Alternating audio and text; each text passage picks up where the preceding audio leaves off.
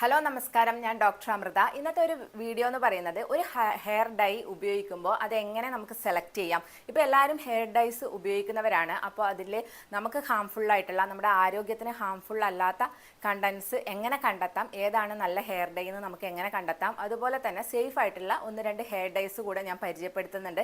അപ്പോൾ വീഡിയോ മുഴുവനായിട്ട് കാണാൻ ശ്രമിക്കുക. ഇപ്പോൾ ഹെയർ ഡൈസ് ഉപയോഗിക്കുന്ന പലരിലും കാണുന്ന ഒരു പ്രശ്നമാണ് മുഖത്ത് മെലാസ്മ പോലെ കറുത്ത് ഹൈപ്പർ പിഗ്മെന്റേഷൻ വരുന്നത്. പലരും ഇത് മെലാസ്മയാണെന്ന് തെറ്റിദ്ധരിക്കാറുണ്ട്, കരിമംഗലിയാണെന്ന് തെറ്റിദ്ധരിക്കാറുണ്ട്. പക്ഷേ ഇത് ഹെയർ ഡൈയുടെ ഉപയോഗം മൂലമാണ് ഇങ്ങനെ വരാനുള്ളത്. കണ്ണിനടിയിൽ, നെറ്റിയിൽ, കവിളിൽ ഒക്കെ വളരെ കറുത്ത നിറത്തിൽ ഇങ്ങനെ ഹൈപ്പർ പിഗ്മെന്റേഷൻ വരാറുണ്ട്. ഇത് ഒന്നോ രണ്ടോ യൂസ് കൊണ്ടൊന്നുമല്ല, വളരെ ലോങ് ടേം ആയിട്ടുള്ള യൂസ് കൊണ്ടാണ് ഇങ്ങനെ കാണാറുള്ളത്. അപ്പോൾ ചിലപ്പോൾ ഇത് ഹെയർ ഡൈയുടെ ഉപയോഗമാണെന്ന് അവർക്ക് മനസ്സിലാവണം എന്നില്ല.